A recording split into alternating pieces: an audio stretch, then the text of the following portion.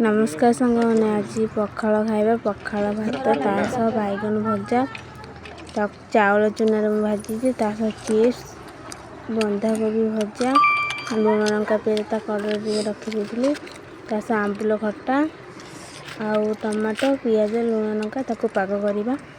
भिडियोटी आपन को भल लगी लाइक सब्सक्राइब निश्चिंत करेंगे। आसतु ताको पाग करवा।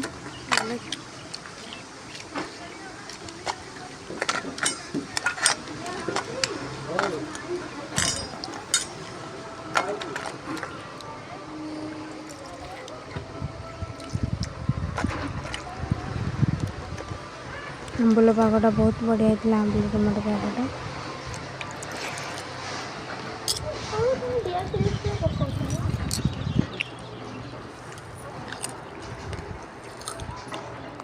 रही। जय जगन्नाथ।